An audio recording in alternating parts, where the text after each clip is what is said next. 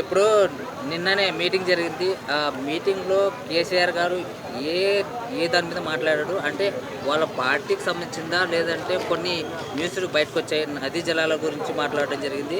అలాగే వాళ్ళ పార్టీ భవిష్యత్తు కార్యాచరణ గురించి మాట్లాడడం జరిగిందని చెప్పడం జరిగింది. ఇది ఎంతవరకు నిజం? అంటే కేసీఆర్ గారు మాట్లాడిన మాటల్లో కొన్ని విషయాల్ని రేవంత్ రెడ్డి గారిని టార్గెట్ చేశారు. కొన్ని విషయాల్లో చంద్రబాబు నాయుడు గారిని టార్గెట్ చేశారు. అసలు బీజేపీ విషయంలో అసలు కేసీఆర్ గారు ఏ రకమైన టార్గెట్ చేయలేదు. మీడియా వాళ్ళు అడిగారు, కేవలం ఇద్దరినే మాత్రమే టార్గెట్ చేస్తారు, బీజేపీ అంశం మీద కూడా అడగమని అడిగితే బీజేపీని కూడా మేము వ్యతిరేకిస్తాము, ఈ రాష్ట్రానికి సంబంధించింది దోచుకుంటే బీజేపీ వాళ్ళు ఖచ్చితంగా ఆ అంశాల మీద కూడా మేము మాట్లాడతామని చెప్పి కేసీఆర్ చెప్పారు. కానీ కేసీఆర్ గారి మాటలు మొత్తం గమనించిన తర్వాత కొన్ని విషయాల్లో మాత్రం నాకు అభ్యంతరం ఉంది. ఎందుకంటే కేసీఆర్ గారు చేసిన వ్యాఖ్యలు ఒకటి, ఆంధ్ర రాష్ట్ర అవతరణే తెలంగాణకి ఒక శాపం అని వ్యాఖ్యలు చేశారు. ఆంధ్ర రాష్ట్ర అవతరణ తెలంగాణ రాష్ట్రానికి శాపం అని వ్యాఖ్యలు చేశారు. ఇది పూర్తిగా తప్పు. కరెక్ట్గా ఆయన చేసిన వ్యాఖ్యలు అంటే స్ట్రాటజికల్గా చేశారా, లేకపోతే రెచ్చగొట్టడానికి చేశారా, లేకపోతే బీఆర్ఎస్ పార్టీని మళ్ళీ ఈ ప్రాంతీయ విద్వేషాలు రెచ్చగొడితే మళ్ళీ ఏ రకమైన ఆ బీఆర్ఎస్ పార్టీకి లాభం చేకూరుతుంది అన్నారా నాకు తెలియదు. కానీ ఖచ్చితంగా ఈ వ్యాఖ్యలు చాలా నష్టం. ఎందుకంటే ఆంధ్ర రాష్ట్ర అవతరణ అంటే ఒకప్పుడు మద్రాసు రాష్ట్రంతో తెలుగు రాష్ట్రం ఉండేది ఆంధ్ర రాష్ట్రం.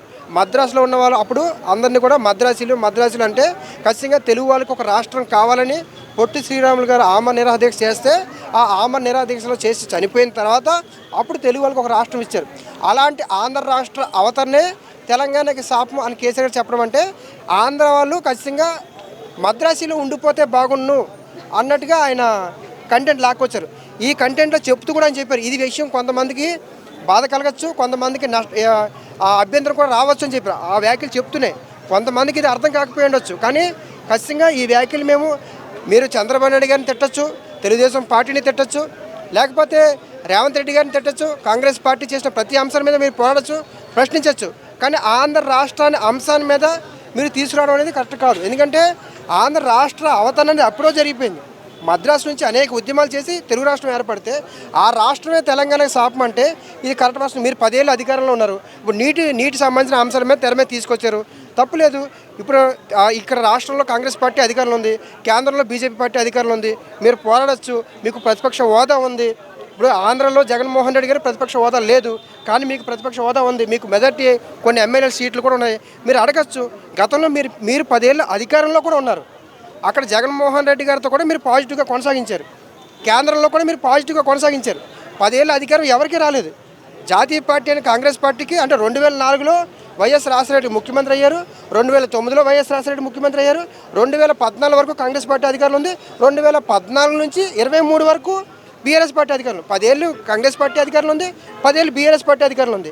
ఇక్కడ చంద్రబాబు నాయుడు గారిని ఒక అంశం తీసుకొచ్చి ఇంకెన్ని రోజులు ఈ ఓట్లు రాజకీయ ప్రాంతాల మధ్య వ్యత్యాసాలు ఎందుకు తీసుకొస్తారు? తెలుగుదేశం పార్టీని విమర్శించండి, చంద్రబాబు నాయుడు గారిని కూడా విమర్శించండి, కానీ ఆంధ్ర రాష్ట్రానికి సంబంధించిన అంశాల మీద తీసుకురావద్దని నా విజ్ఞప్తి. అయితే ముఖ్యంగా చూసుకుంటే ఇప్పుడు ఏదైతే నదీ జలాలు ఉన్నాయో ఆ విషయంలో దాదాపు సుదీర్ఘంగా 2 సంవత్సరాల తర్వాత నేను బయటికి రావడం జరిగింది. అది కూడా నదీ జలాలకు సంబంధించిన విషయంలో నేను రావడం జరిగింది. ఎందుకంటే గోదావరి జలాలు అనేటివి అటు తెలంగాణకు ఒక పట్టు లాంటిది. అలాంటి గోదావరి జలాలను సరిగ్గా వాడుకోక రైతులకు నష్టం కలిగించేలాగా ఉందని చెప్పడం జరిగింది. ఇప్పుడు ఇరిగేషన్ ప్రాజెక్టులో పూర్తిగా అబద్ధాలు చెప్పారని ఉత్తమ్ కుమార్ రెడ్డి గారు చెప్పారు. ఇందులో ప్రధాన అంశం ఏంటంటే దేవంగుల ప్రాజెక్టు అనేది ఒక అంశం తీసుకొచ్చారు. కేసీఆర్ గారు కూడా దేవంగుల ప్రాజెక్టు మీద మాట్లాడారు. ఈ దేవంగుల ప్రాజెక్టు కేసీఆర్ గారు తెలుగుదేశం పార్టీలో ఉన్నప్పుడు ప్రాజెక్ట్ అది. సో కేసీఆర్ గారు మళ్ళీ ఒక ప్రాంతీయ పార్టీ పెట్టి 10 ఏళ్ళు అధికారులు ఉన్నప్పుడు ఈ దేవంగుల ప్రాజెక్టు ఎందుకు పూర్తి చేయలేదని చెప్పి ఉత్తమ్ కుమార్ రెడ్డి గారు అడుగుతున్నారు. ఉత్తమ్ కుమార్ రెడ్డి గారు ప్రధానంగా చెప్తున్నారు, 1,00,000 కోట్లు కేవలం కాళేశ్వరం ప్రాజెక్టుకి పెట్టారు. కొన్ని ప్రాజెక్టులు ఉన్నాయి కదా, వాటిలో కొంత ఒక 20,000 కోట్లు, 30,000 కోట్లు, 40,000 అలాగా విభజించుంటే మిగతా ప్రాజెక్టులు పూర్తయ్యాయి కదా. ఏ ప్రాజెక్టులు అయితే లాభాలు వస్తాయో, ఏ ప్రాజెక్టులు అయితే మీకు కమిషన్లు వస్తాయో అలాంటి అంశాలనే తెర మీద తీసుకున్నారు. మిగతా ప్రాజెక్టులు కూడా ఈ 1,00,000 కోట్లు ఒకే ప్రాజెక్టు పెట్టడం వల్ల ఇలా నష్టం కలిగింది. ఆ మిగతా ప్రాజెక్టులు కూడా చేసి ఉంటే బాగుండదు ఉత్తమ్ కుమార్ రెడ్డి గారు చెప్తున్నాను నేను ఈరోజు. అయితే ఇంకో విషయం ఏంటంటే ఏదైతే సీఎం రేవంత్ రెడ్డి గారు గతంలో చూసుకుంటే ఇప్పుడు ప్రభుత్వం కాంగ్రెస్ ఉంది కాబట్టి ప్రతి మీటింగ్లో కేసీఆర్ గారిని ఉద్దేశించి కేసీఆర్ చచ్చిపోతే బాగుంటుంది, కేసీఆర్ని బొందబెడితే బాగుంటుంది అనే విషయాలపై ఆయన స్పందించడం జరిగింది కేసీఆర్ గారు. దీని మీద మీ అభిప్రాయం? అంటే సాధారణంగా బొందపెట్టే అనే పదం మొన్న జూబ్లీస్లో కూడా ఒక పాట కూడా వచ్చింది. సో బొంద పెద్ద అనేది నార్మల్గానే, నిజంగా ఆ ఉద్దేశం కాదు. గతంలో రేవంత్ రెడ్డి గారిని కూడా గోరంత్ రెడ్డి చిన్నగా ఆయన కూడా కామెంట్ చేశారు కదా. సో పొలిటికల్గా చేసి ఉండొచ్చు, నేను కాదనట్లేదు. గతంలో రేవంత్ రెడ్డి గారిని టార్గెట్ చేయలేదా, రేవంత్ రెడ్డి గారిని జైల్లో పెట్టలేదా? సో మీకు పొలిటికల్గా ఉంటే పొలిటికల్గా మాట్లాడండి. ఇప్పుడు మీకు ఏమంటే మీరు గత 10 ఏళ్ళు అధికారంలో ఉన్నప్పుడు మీరు ఈ ప్రాజెక్టులు ఎందుకు గుర్తు రాలేదు అంటున్నాను. ఈ 2 సంవత్సరాలు ఎందుకు ప్రశ్నించలేదు అంటున్నాను. గతంలో కేంద్రం బీజేపీ పార్టీతో బీఆర్ఎస్ పార్టీ గట్టి బాండింగ్ ఉంది. వైసీపీ పార్టీ అధికారంలో ఉన్నప్పుడు కూడా బీఆర్ఎస్ బాండింగ్ ఉందా లేదా? ఉంది కదా. మరి అప్పుడు అంటే పక్క రాష్ట్రమైన ఆంధ్ర రాష్ట్రానికి మీరు సపోర్ట్గా నిలబడ్డారు, కేంద్రంతో మీకు సపోర్ట్ ఉంది, 2 రాష్ట్రాల మీద సపోర్ట్ ఉన్నప్పుడు ఈ అంశాలు ఎందుకు పరిష్కరించుకోలేకపోయారు? అప్పుడు ఇప్పుడే మీకు ఈ మళ్ళీ బీఆర్ఎస్ పార్టీని లిఫ్ట్ చేయడానికి నిజంగా ఎవరు చెప్పలేదు.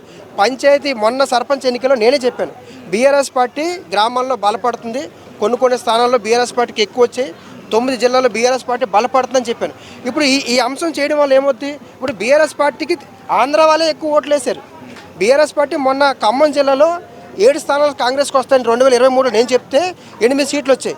సో ఇప్పుడు మొత్తం తెలంగాణ మొత్తం బీఆర్ఎస్ పార్టీ ఓడిపోతే ఈ హైదరాబాద్ సిటీ మొత్తం కూడా ఆంధ్ర వాళ్ళే బీఆర్ఎస్ పార్టీకి ఓట్లేసి గెలిపించారు. ఇప్పుడు అలాంటి ఆంధ్ర వాళ్ళ మధ్య విభజన తీసుకురావడం, ఆంధ్ర వాళ్ళ టాపిక్ తీసుకురావడం అనేది బీఆర్ఎస్ పార్టీకి నష్టం. కేసీఆర్ గారికి తెలిసి వ్యాఖ్యలు చేశారా, తెలియక చేశారా? చంద్రబాబు నాయుడు గారిని తిట్టండి, తెలుగుదేశం పార్టీని కూడా తిట్టండి, కానీ ఆంధ్ర వాళ్ళ అంశం మీద మాత్రం తీసుకురావద్దు. అది బీఆర్ఎస్ పార్టీకి నష్టం. రేపు కార్పొరేషన్ ఎలక్షన్స్ ఉంటాయి, ఖచ్చితంగా అగ్నిస్ట్గా ఓట్లేస్తారు. కాంగ్రెస్కి నచ్చినా నచ్చకపోయినా బీజేపీకి వేయచ్చు, కాంగ్రెస్కి వేయచ్చు, బీఆర్ఎస్ పార్టీకి వేయరు. బీఆర్ఎస్ పార్టీలో చాలామంది ఆంధ్ర ప్రాంతం చెందిన వాళ్ళు ఈరోజు చాలామంది పదవులు ఉన్నారు, ఆ పార్టీలు కూడా పనిచేస్తారు. రేపు వాళ్ళందరూ కూడా బయటకు వచ్చే అవకాశం ఉంటుంది. ఇంకోటి ఏంటంటే చంద్రబాబును ఉద్దేశించి అలాగే రేవంత్ను ఉద్దేశించి ఒక మాట అనడం జరిగింది, చోటాబాయ్ బడేబాయ్ అని చెప్పి ప్రతిసారి సంబోధిస్తున్నారు. దీని గురించి మీరేమంటారు? చంద్రబాబు నాయుడు గారి రాజకీయ గురువు కూడా కేసీఆర్ గారికి రాజకీయ గురువు కూడా చంద్రబాబు నాయుడు గారే. ఒక పార్టీలో ఉన్నారు, గౌరవించడం తప్పేముంది? మీరు ఒక మీడియా స్థానంలో పనిచేస్తారు, మీకు కొంతమంది గైడెన్స్ ఇస్తారు, తప్పేముంది? ఇప్పుడు ఆయనకు పార్టీ ఉంది. చంద్రబాబు నాయుడు గారికి సంబంధించిన ఐడియాలజీ మీద చాలా, అంటే ఆయన తీసుకొచ్చిన కొన్ని నిర్ణయాల వల్ల చాలా ఇంకా అవుటర్ రింగ్ రోడ్ కాబట్టి ఇవన్నీ డెవలప్మెంట్ చేశారు. సో ఒక మంచి కార్యక్రమం తీసుకున్నప్పుడు మీరు చేయొచ్చు. ఇక్కడ నేనేమన్నంటే చంద్రబాబు నాయుడు గారిని తిట్టొద్దు అనట్లేదు, తెలుగుదేశం పార్టీని కూడా తిట్టొద్దు అనట్లేదు. ఆంధ్ర వాళ్ళని ఇప్పుడు మళ్ళీ ఆంధ్ర వాళ్ళు ఆ టాపిక్ తీసుకురావడం, ఆంధ్ర రాష్ట్ర అవతరణే తెలంగాణకి ఒక శాపం అంటే ఆంధ్ర వాళ్ళు మద్రాసులో ఉండిపోవాలని అర్థం. ఆంధ్ర రాష్ట్ర అవతరణ అంటే మద్రాసు నుంచి ఆంధ్ర రాష్ట్రం విడిపోయింది. ఆంధ్ర రాష్ట్రం విడిపోయినప్పుడు తెలుగు వాళ్ళకి ఒక రాష్ట్రం వచ్చింది. అప్పుడు అంటే అది వ్యాఖ్యలు చెప్పినప్పుడు కూడా కేసీఆర్ గారు చెప్పినప్పుడు కూడా అదే చెప్పారు, నేను వ్యాఖ్యలు చేసిన వ్యాఖ్యల్ని కొంతమందికి బాధ కలుగుతుందని. మాకు వెంటనే నాకు అర్థమైంది. సో అలాంటి వ్యాఖ్యలు కరెక్ట్ కాదు, అది బీఆర్ఎస్ పార్టీకి చాలా నష్టం అవుతుంది అనమాట. ఇంకోటి ఏంటంటే ఏదైతే ఇప్పుడు 4th సిటీ ఇది కడతామని చెప్పి రేవంత్ రెడ్డి గారు అన్నారు, దాన్ని ఉద్దేశించి మాజీ సీఎం కేసీఆర్ గారు ఒక మాట్లాడడం జరిగింది, 4th సిటీనా బ్రోకర్ సిటీనా ఇది అని చెప్పి చెప్తా ఉన్నారు. దీని గురించి మీరు? ప్రభుత్వం నుంచి ఇలాంటి ఎలిగేషన్ వచ్చినప్పుడు, స్పష్టత ఇవ్వలేనప్పుడు ఇలాంటి వ్యాఖ్యలే చేస్తారు. 4th సిటీ అంటే ఇప్పుడు ఆల్రెడీ హైదరాబాద్ ఉన్న సిటీ కాకుండా ఇంకో సిటీ అనేది ఆయన తయారు చేస్తారు. ఇప్పుడు రియల్ ఎస్టేట్ సంబంధించిన ఈ గవర్నమెంట్ అంటే కాంగ్రెస్ గవర్నమెంట్ అంటే మొత్తం రియల్ ఎస్టేట్ హైడ్రా అంశం అనేది పేదవాళ్ళు ఇల్లు కూల్చేయడం, పెద్దవాళ్ళకి ఇవ్వడం అనే కాంట్రవర్సీ వచ్చింది.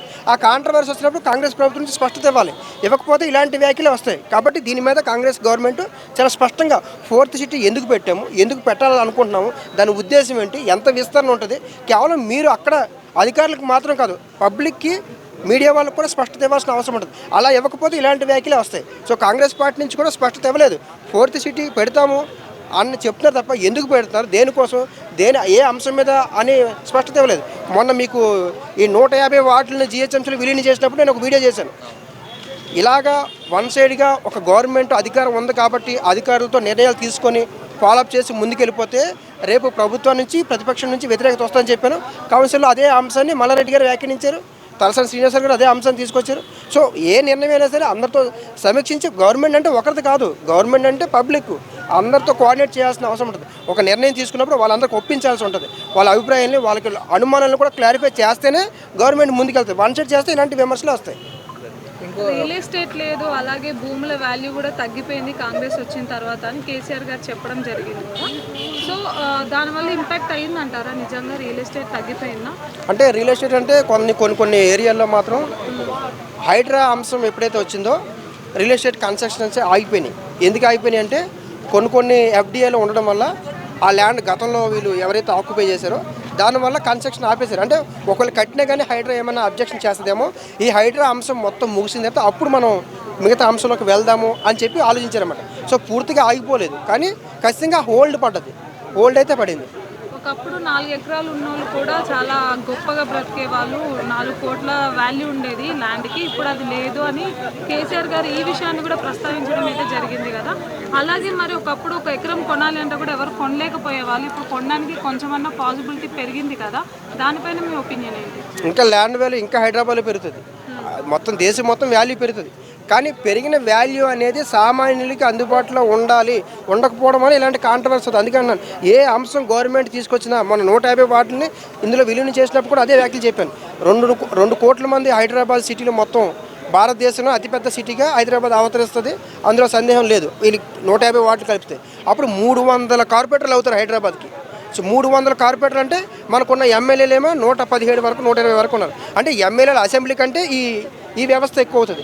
అలా అంత పెద్ద వ్యవస్థ తయారు చేసేటప్పుడు అందరితో ప్రణాళికబద్ధంగా రాజకీయ నాయకులతో కావచ్చు, మేధావులతో కావచ్చు, అందరినీ కోఆర్డినేట్ చేసి వాళ్ళ అభిప్రాయాన్ని, వాళ్ళ ఒపీనియన్స్ని, వాళ్ళ అబ్జెక్షన్స్ని, వాళ్ళు ఏ అంశాలను లేవనెత్తున్నారో వాళ్ళ అనుమానాలు కూడా క్లారిఫై చేయాల్సిన అవసరం ఉంది. అంటే భూమి వాల్యూ పడిపోలేదు, భూమి వాల్యూ పడిపోదు, కానీ కన్స్ట్రక్షన్ అనేవి ఆగిపోయినాయి. కన్స్ట్రక్షన్ అనేవి ఈ హైడ్రా వల్ల కొన్ని ప్రాంతాల్లో కన్స్ట్రక్షన్ చేయడం వల్ల హైడ్రా ఏమైనా అబ్జెక్షన్ చేస్తాయేమో ఆగిపోయి, కానీ భూమి వాల్యూ పడిపోదు, భూమి వాల్యూ ఇంకా పెరుగుతుంది. ఇప్పుడు ఈ 150 వార్డులు విలీనం చేసిన తర్వాత ఇంకా హైప్ వస్తుంది. ఈ 4th సిటీ వల్ల ఏమవుతుందంటే ఇంకా అంటే విస్తరణ, హైదరాబాద్ అని విస్తరణ జరుగుతుంది. విస్తరణ చేయొద్దు అనట్లేదు. ఇప్పుడు అందులోని ఐడిపిఎల్ భూముల విషయం కూడా తీసుకొచ్చారు. ఐడిపిఎల్ భూముల విషయంలో కేసీఆర్ చెప్పారు, అది ఫార్మా ఇండస్ట్రీ వాళ్ళకి ఇచ్చింది, మీరు దాన్ని మళ్ళీ తీసుకొని ఎవరికో సల్మాన్ ఖాన్కు ఇంకెవరికో ఇస్తారంటే అది కరెక్ట్ కాదని చెప్పి. సో మీ అభిప్రాయం ఏదైనా ఉంటే, మీరు ప్రతిపక్ష పార్టీగా ఉన్నారు, మీరు ఒక ఎమ్మెల్యేగా ఉన్నారు, మాజీ ముఖ్యమంత్రిగా ఉన్నారు, మీకు చాలా వాల్యూ ఉంది. ఆ వాల్యూని అసెంబ్లీలోకి వచ్చి మీరు ఎక్స్ప్లెయిన్ చేయగలిగితే దీనికి అన్ని విషయాల మీద రేవంత్ రెడ్డి గారు కూడా, ప్రభుత్వం కూడా స్పష్టత ఇచ్చే అవకాశం ఉంటుంది. రేవంత్ రెడ్డి గారు ప్రభుత్వం స్పష్టత ఇవ్వకపోతే కూడా మీరు స్పీకర్ గారికి కూడా మీరు రిప్రజెంటేటివ్ ఇవ్వచ్చు ఈ అంశాల మీద, గవర్నమెంట్ మీద. అప్పటికి కూడా ఇవ్వకపోతే మన జగన్మోహన్ రెడ్డి గారు గవర్నర్ గారిని కలిశారు కదా, అలాగా గవర్నర్ గారిని కూడా మీరు కలవచ్చు. సో ఆ ఆప్షన్స్ అన్నీ వదిలేసి మళ్ళీ సెంటిమెంట్ అంశాన్ని తెర మీద తీసుకురావడం అనేది ఖచ్చితంగా బీఆర్ఎస్ పార్టీకి మైనస్ అయ్యే అవకాశాలు ఉంటాయి. రీసెంట్గా చూసుకుంటే మన తెలంగాణ మాజీ సీఎం వచ్చేసి కేసీఆర్ గారు మన తెలంగాణ భవన్లో మీటింగ్ పెట్టడం జరిగింది. అయితే ఆ మీటింగ్లో అంటే కామెంట్ చేయడం జరిగింది, సీఎం రేవంత్ రెడ్డి గారు ప్రతిసారి మీటింగ్లలో నేను నా చావును కోరుకుంటా ఉన్నాడు, ఇట్లాంటి సీఎం ఉండాల్సిన దౌర్భాగ్యం ఏర్పడింది తెలంగాణలో అని చెప్పి చెప్తా ఉన్నాడు. దీని గురించి చెప్తాను. నేనైతే రేవంత్ రెడ్డి గారు ఇలా మాట్లాడడం ఎప్పుడు వినలేదు, నిజంగా చెప్తున్నాను. నా దృష్టికి అయితే ఆ వీడియోస్ రాలేదు. ఇన్ఫ్యాక్ట్ కేసీఆర్ గారికి హెల్త్ బాగోలేనప్పుడు అక్కడ హాస్పిటల్లో జాయిన్ అయ్యేటప్పుడు బొకే పట్టుకెళ్ళి గెట్ వెల్ సూన్ అని విష్ చేసి వచ్చారు రేవంత్ రెడ్డి గారు. ఆ వీడియోసే చూశాను. కేసీఆర్ గారు అఫ్కోర్స్ గొప్ప నాయకులు, ఆయన 2 సార్లు సీఎంగా చేశారు. తెలంగాణ రాష్ట్రం రావడానికి ఆయన కూడా వన్ ఆఫ్ ద రీజన్స్. ఆయన కూడా బాగా కృషి చేశారు. ఆయన అభిమానులు అయితే ఆయన్ని ఫాదర్ ఆఫ్ తెలంగాణ అని కూడా అంటారు. నేనైతే ఏ వీడియోస్ చూడలేదండి. రేవంత్ రెడ్డి గారు ఎప్పుడు కూడాను కేసీఆర్ గారు హాస్పిటల్ అడ్మిట్ అయితే వెళ్ళి గెట్ వెల్ సూన్ అని చెప్పి ఒక బొకే ఇచ్చి రావడం అయితే చూశాను. ఇవైతే నిజంగా నేను ఎప్పుడు చూడలేదు. ఒకవేళ అలా అనుంటే అది 100% తప్పే అన్నారని నేను అనుకోను. అయితే దాన్ని ఉద్దేశించి మీడియా ఛానల్ కావచ్చు, ఇన్స్టాలో కావచ్చు ఆ వీడియోని వైరల్ చేస్తున్నారు. అంటే ఆయన షార్ట్స్ కట్ చేసి వైరల్ చేస్తున్నారు. దాని గురించి మీరే కేసీఆర్ గారు అయితే సంపూర్ణ ఆరోగ్యంతో ఉండాలని నేనైతే కోరుకుంటున్నాను. రేవంత్ రెడ్డి గారు కూడా కోరుకుంటున్నారు. కాకపోతే వాళ్ళిద్దరూ రాజకీయ ప్రత్యర్థులు. బయటకు వచ్చారంటే ఇద్దరు కూడా తెలంగాణ ముద్దు బిడ్డలే. సో ఇద్దరు కూడా స్నేహభావంతో మెలగాలని కోరుకుంటున్నాను నేనైతే మాత్రం. మళ్ళీ కేసీఆర్ గారు కూడా రావచ్చు, ఎవరు చెప్పారు. దాదాపు ఆయన 2 సంవత్సరాల తర్వాత సుదీర్ఘంగా ఈ రోజు బయటికి రావడం జరిగింది కేసీఆర్ గారు. సో దీన్ని ఎలా చూడొచ్చు? ఎందుకంటే ఇప్పుడు సర్పంచ్ ఎలక్షన్స్ మన జరిగాయి. టీఆర్ఎస్ పార్టీకి కూడా మంచి సీట్లు వచ్చాయి. కొన్ని జిల్లాలు అయితే వాళ్ళు కూడా ఆధిక్యంలో నడిచారు. మీకు తెలుసు, మెదక్ సైడ్ అంతా కూడా. సో ఆయన ఒక తెలంగాణ భవన్లో ఒక మీటింగ్ పెట్టారు.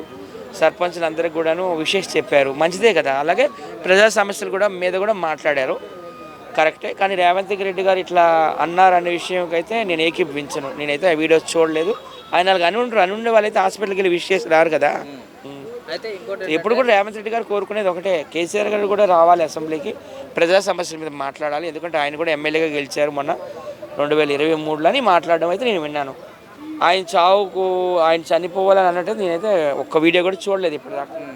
అయితే ఇంకోటి ఏంటంటే ఏదైతే గోదావరి జలాలు గతంలో చూసుకున్నప్పుడు ఆయన సీఎం కేసీఆర్ గారు ఉన్నప్పుడు నది జలాలు అనేటివి నేను విభజించి పాలించాను అనే ఒక కాన్సెప్ట్తో ముందుకెళ్ళాను. ఇప్పుడు వచ్చిన రేవంత్ వచ్చేసి ఆ గోదావరి జలాలు కాస్త అంటే టీఎంసీలు తగ్గించడం జరిగింది. నీళ్ళు టీఎంసీలు తగ్గించి ఇరిగేషన్ మినిస్టర్ ఎవరైతే ఉన్నారో వాళ్ళు చెప్పడం జరిగింది.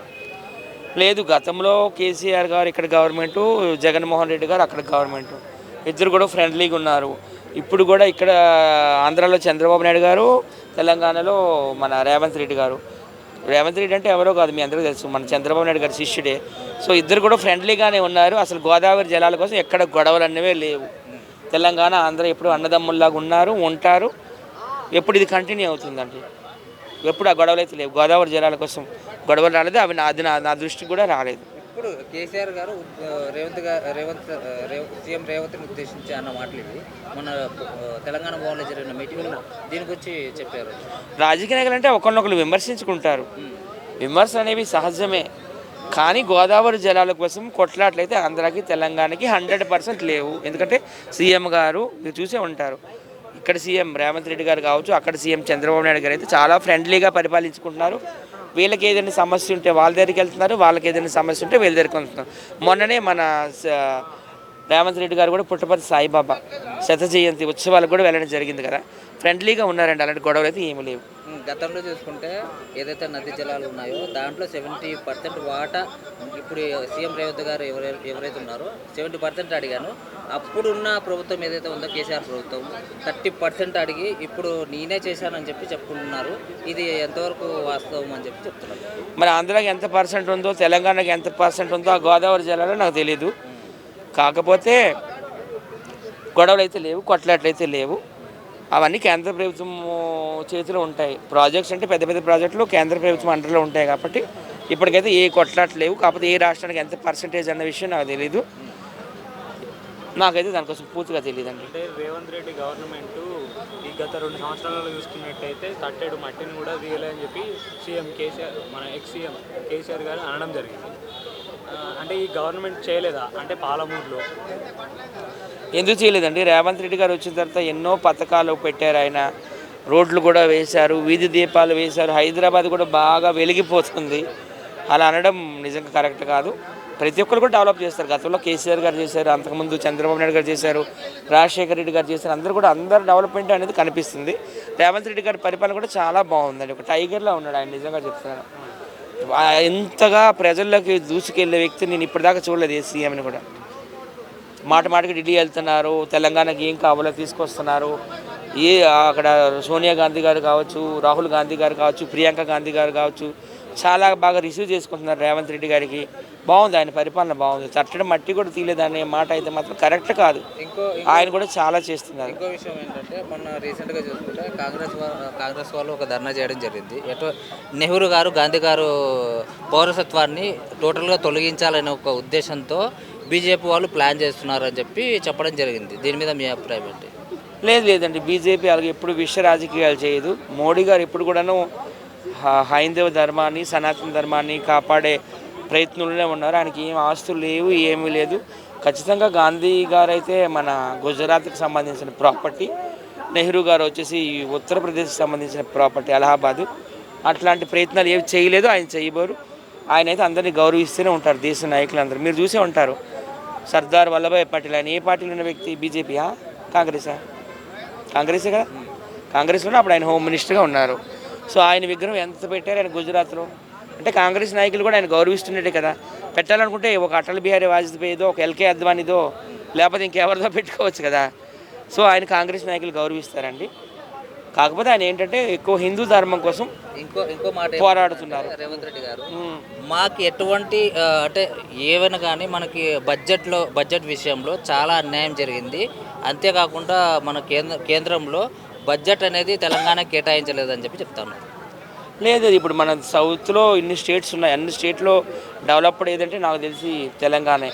హైదరాబాద్లో ఉన్నటువంటి సాఫ్ట్వేర్ కంపెనీస్ కానీ, ఇక్కడ ఉన్నటువంటి పరిశ్రమలు కానీ, ఎనీథింగ్ ఇక్కడ ఏంటంటే నెంబర్ 1గా నడుస్తుంది అనమాట. కేంద్ర ప్రభుత్వం చాలా బాగా సహకరిస్తుంది.